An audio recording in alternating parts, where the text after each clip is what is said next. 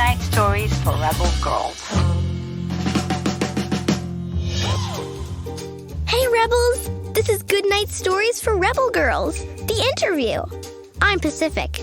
Right now, I'm talking to Helen Park, the narrator for a story about Blackpink. Go check it out if you haven't already.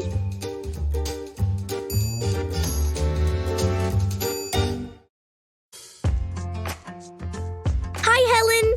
Thanks for being here. Can you tell us a little about yourself? Hi, my name is Helen Park, and I'm a composer and music producer for Broadway, TV, and film. Wow, that's so cool. So, how did you first get into music and composing your own songs? So I started playing the piano when I was 5, and I loved to play all kinds of music as I grew older, from classical to jazz, gospel, and pop. I loved singing as well. And when I was in middle school, it was Parents' Day in Korea, and that's where I grew up. And I thought to myself, why not create my own song and give it as a gift to my parents? And I did, and that was the first song I'd ever written. That's an incredible gift. They must have loved that. So, what do you love most about making music? I love that music in theater or film, or any music that does storytelling, invites people to exercise empathy through being in someone else's shoes. Musical theater songs are usually very emotional and personal to the perspective of a character. I love that the songs don't just observe emotions or describe emotions. It actually invites the audience and listener to feel them and the character's innermost experience. Yes, that makes so much sense. And what do you think inspires or motivates you to make new music? I hope to bring people from various backgrounds together through music to promote understanding. I think that music is a universal language, and I think it does have the power to bring people closer. And I think that is what motivates me. What's it like working in musical theater? Working in musical theater is a very exciting and collaborative process. Creating an original musical is especially challenging because you're writing a story that never existed, as well as music that never existed, and you need to create a satisfying theatrical piece combining all these elements with other creatives. It usually takes many years of hard work and development until a show finally gets to a stage like Broadway, and it usually takes on average 7 years. 7 years? Wow, that's a lot longer than I thought.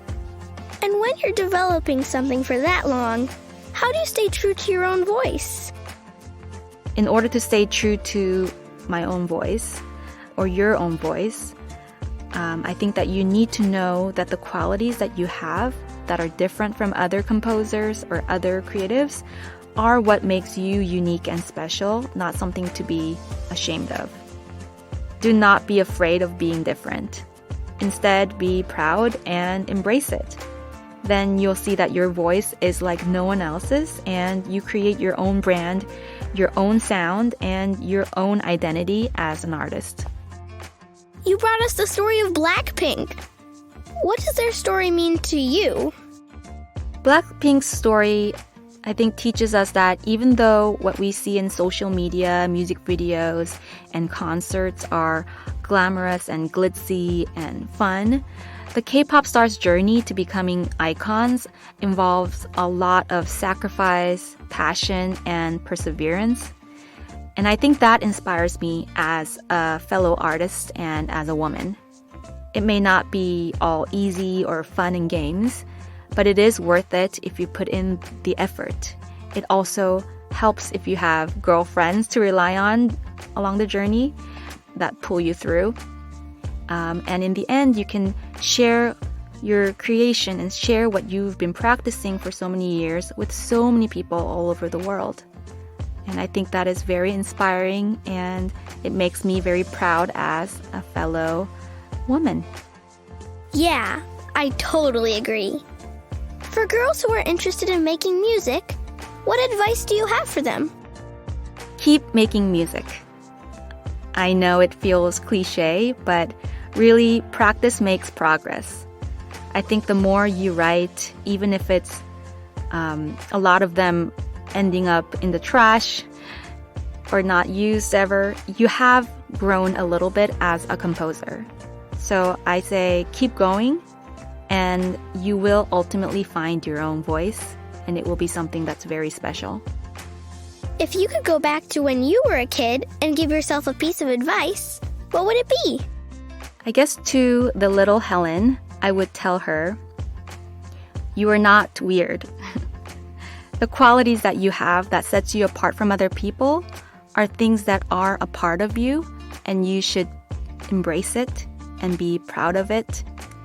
And one day, people will see that who you are is what is needed in the world, and just keep going. And finally, what makes you a rebel girl?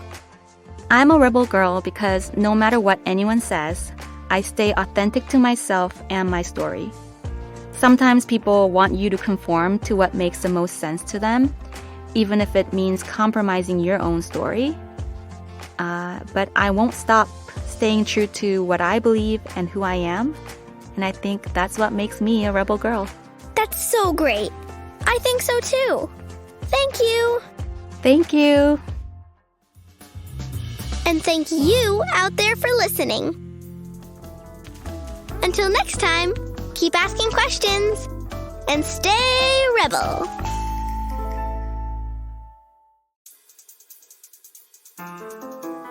This podcast is a production of Rebel Girls. It's based on the book series Goodnight Stories for Rebel Girls.